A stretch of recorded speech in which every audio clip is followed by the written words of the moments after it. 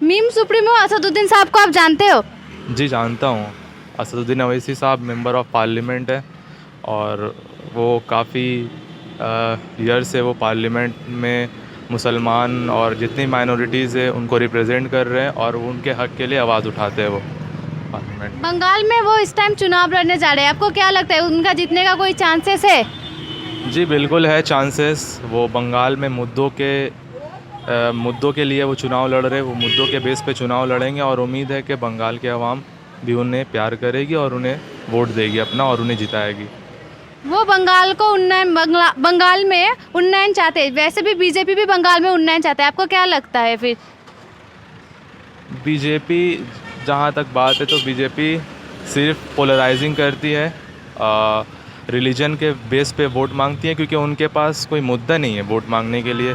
जहाँ जहाँ उनका राज्य है, आप यूपी देख ले, आप उत्तराखंड देख ले, आप एमपी देख ले, वहाँ पे उनका गवर्नमेंट बिल्कुल फेल हो चुका है। कोई मुद्दे के बलबूते पे वो लोग वोट कभी नहीं मांगते और इस वजह से पब्लिक भी बंगाल की जो है वो समझदार है, वो जानती है कि किसे वोट देना है और ये जो बीजेपी है वो क्या करती है और वो समझ के वोट देगी। और रही बात जहाँ तक अवैसी साहब की बात, तो अवैसी साहब बंगाल में आए हैं, फर्स्ट टाइम आए हैं, तो शुरू में उन्हें मतलब थोड़ी परेशानी होगी, लेकिन उम्मीद है कि वो यहाँ से सीट ले आएंगे मुद्दों के। जैसे वो अभी हाल फिलहाल आए थे मुर्शिदाबाद में वहाँ पे उन्होंने अब स्पीच दिया, मुद्दे उठाए और ममता बनर्जी को क्रिटिसाइज़ किया मुद्दे के बेसिस पे। तो उम्मीद है कि अवैसी साहब सीट लाएंगे वहाँ। तो उनके रैली में बहुत भीड़ होती है, तो आपको क्या लगता है उनका जो भीड़ होता है वो सब वोट में कन्वर्ट हो जाएगा? देखिए, भीड़ उनके रैली में भीड़ होती है क्योंकि वो हक़ का बात करते हैं, इस वजह से लोग उन्हें ज़्यादा पसंद करते हैं, ज़्यादा सुनते हैं। और यही वजह है कि अवैसी साहब पूरे इंडिया में टॉप पॉलिटिशियन में आते हैं। और जहाँ रही वोट की बात, तो लोग उन्हें प्यार करते हैं, वोट भी देते हैं। आप बिहार का इलेक्शन देख लीजिए, बिहार के इलेक्शन में उन्होंने जो सीट से लड़ा था ऑलमोस्ट 60 to 70% सीट उन्होंने जीता। फिर आप तमिलनाडु में देख लीजिए, तमिलनाडु में भी उनका अभी इस इलेक्शन स्पीच चल रहा है, रैली चल रहा है, वहाँ पे वो 3 सीट से लड़ रहे हैं और उम्मीद है वहाँ तीनों सीट वो कामयाबी पाएंगे। और जहाँ जहाँ अगर अभी वो लड़ रहे हैं, जैसे महाराष्ट्र में उनका एमपी इम्तियाज़ जलील जो जीता है वो पूरा शिवसेना के गढ़ से जीता है। तो ये साबित करता है कि असदुद्दीन अवैसी के चाहने वाले बहुत है, मीम को प्यार करने वाले बहुत है, और मीम की पॉपुलैरिटी बहुत है और ये वोट में कन्वर्ट हो रही है। ये हमारे पास सामने दलील है। उनके एक के बाद एक रैली कैंसिल कर दिया जा रहा है, इसके बारे में आप क्या कहेंगे? कोई साजिश है या कोई डर? ये तो डर है एक तरीक़ा से ममता बनर्जी डर रही है कि अगर अवैसी बंगाल आ गया तो मुस्लिम वोट को ले जाएगा और यहाँ से बीजेपी हिंदू वोट को ले जाएगा, तो वो बेचारी क्या करेगी। तो ये इसी डर से वो बौखला गई हैं और ये अवैसी को रोकने के लिए वो बयान दे रही हैं, जो मतलब अनकॉन्स्टिट्यूशनल भी है। उन्होंने उनका रैली भी रोका, तो ये साफ जाहिर करता है कि वो अवैसी से डर रही हैं, उनके पार्टी से डर रही हैं। वो डर रही हैं कि कहीं मुस्लिम माइनॉरिटी उनके पक्ष में ना चले जाए, बस यही डर है, इस वजह से वो ये सब बयान दे रही हैं। आपने कहा माइनॉरिटी के बारे में, ममता बनर्जी हाल ही में एक मीटिंग में बोले हैं कि सारे माइनॉरिटीज़ को एक साथ होके एक पार्टी को, मतलब उनके पार्टी को वोट देने के लिए कहा। इसके बारे में आप क्या कहेंगे? देखिए, ममता बनर्जी ने, अगर बताया जाए तो ममता बनर्जी ने मुसलमान के लिए कुछ नहीं किया। सिर्फ आप बीजेपी का डर दिखाकर, बीजेपी का राज दिखाकर आप वोट ले सकते हैं, लेकिन आप मुद्दा दिखाकर वोट नहीं ले सकते क्योंकि आप मुसलमान के लिए कुछ नहीं किए। ना मुसलमान को अच्छी एजुकेशन मिल रही है, ना मुसलमान को अच्छी नौकरी मिल रही है।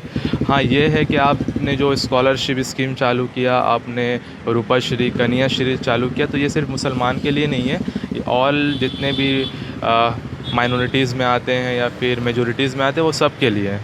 तो ऐसा बोलना कि वो उन्होंने मुसलमान के लिए किया है और मुसलमान उन्हें वोट दे, ये मुझे नहीं लगता कि सही है। MIM के ऊपर, मतलब असदुद्दीन ओवैसी साहब के ऊपर बीजेपी का बी टीम ये भी आरोप लगता है, इसके बारे में आप क्या कहेंगे? देखिए, बात दरअसल ये है कि अवैसी साहब जहाँ भी जाते हैं तो उनकी फ़ैन फॉलोइंग पॉपुलैरिटीज़ होती है, क्योंकि वो हक़ का साथ देते हैं, हक़ की आवाज़ उठाते हैं। और इस वजह से जितने भी पॉलिटिशियन हैं वो लोग बौखला कर ऐसा बयान दे देते हैं, बी टीम वगैरह। और अवैसी साहब ने खुद कहा है कि मैं ये सियासत का लैला हूँ और मेरे इर्द गिर्द सारे मजनू हैं। तो ये मतलब वो होता नहीं है पोलराइजेशन, बस वही करते हैं और कुछ नहीं। आप देख लीजिए, अवैसी साहब हैदराबाद में चुनाव लड़ते हैं, हैदराबाद में उनका कॉन्स्टिट्यूंसी है, कॉरपोरेटर है। तो आप हैदराबाद जाकर देख लीजिए कितना डेवलपमेंट, कितना विकास हुआ है। सिर्फ मुसलमान के लिए नहीं हुआ, बल्कि जितने भी माइनॉरिटीज़ है, जितने भी वहाँ पे रहते हैं लोग, सब के लिए हुआ, चाहे हिंदू, मुसलमान, सिख, ईसाई, सब वहाँ पे बराबर है और सब के लिए उन्होंने काम किया है। और आप इसके अलावा और कहीं पे चले जाइए, यूपी चले जाइए या एमपी चले जाइए, बंगाल में आ जाइए, यहाँ पे सब के लिए क्या मतलब मुसलमान के लिए कुछ नहीं हुआ। सिर्फ मुसलमान को इन लोग धोखा देकर वोट लेते हैं, मुसलमान को डरा कर वोट लेते हैं। बस 70 साल से यही सब करते हुए आ रहे हैं और कुछ नहीं। और इन लोगों को यही डर है कि अगर अवैसी आ गया तो अवैसी इन लोगों का राज फाश कर देगा और इन लोग को मुसलमान वोट बैंक इन लोगों का ख़त्म हो जाएगा। क्या ओबीसी के आने से वोट बैंक स्प्लिट हो जाएगा? अवैसी अभी आए हैं तो अभी उनको टाइम लगेगा यहाँ पे उनको अपना पॉलिटिकल करियर, पॉलिटिकल इस्टेब्लिशमेंट करने में थोड़ा सा टाइम लगेगा। थोड़ा उनको मेहनत करना होगा, रैली करना होगा, थोड़ा मुद्दा के ऊपर उनको हाईलाइट होना होगा। तो उम्मीद है कि अगर वो यहाँ पर आएंगे और इसका नेक्स्ट जो चुनाव होने वाला है 4-5 साल बाद, उसमें अवैसी साहब का पकड़ होगा और उनको उस टाइम ज़्यादा सीट मिलेगी यहाँ से। लेकिन ऑपोजिशंस का कहना है कि वो वोट काटने से मतलब काटने के लिए बंगाल आए हैं। ये सब एक क्या बोलते हैं उसको, मतलब फालतू बयान मैं कह सकता हूँ, क्योंकि वोट काटना इज़ नॉट अ लॉजिक। आप एक पॉलिटिकल पार्टी है, आपका काम है, आपको कॉन्स्टिट्यूशन ने राइट दिया, आप चुनाव लड़ सकते हैं। अब अभी बिहार का चुनाव हुआ, बिहार में ओवैसी ने कितना सीट पे लड़ा और उस जो सीट पे लड़ा उस सीट पे उन्होंने 70 to 80% सीट लाया। और वहाँ से तो वो सिर्फ आरजेडी को तो नहीं हराया, वो ज़्यादातर बीजेपी के कैंडिडेट को हराया। तो ये सब बेकार बात है कि वोट काटने के लिए वो चुनाव लड़ रहे हैं, ऐसा कोई बात नहीं। असल में वोट जो काट रहा है ये कांग्रेस है, ये CPM वगैरह, ये लोग सब वोट काटते हैं और इल्ज़ाम लगा देते हैं ओवैसी पे। क्यों? उनका राइट नहीं है, वो पॉलिटिकल पार्टी, वो चुनाव लड़ सकते हैं। आप पॉलिटिकल पार्टी इस्टेब्लिश करो, आप चुनाव लड़ सकते हो, आपका अधिकार है। इस पर तो ये नहीं होना चाहिए कि वो वोट काट रहे हैं। हाँ, ये है कि आप लड़ नहीं पा रहे हो, आप डर रहे हो, इस वजह से आप बोल रहे हो कि वो चुनाव का वो वोट काट रहा है, ऐसा कुछ नहीं है।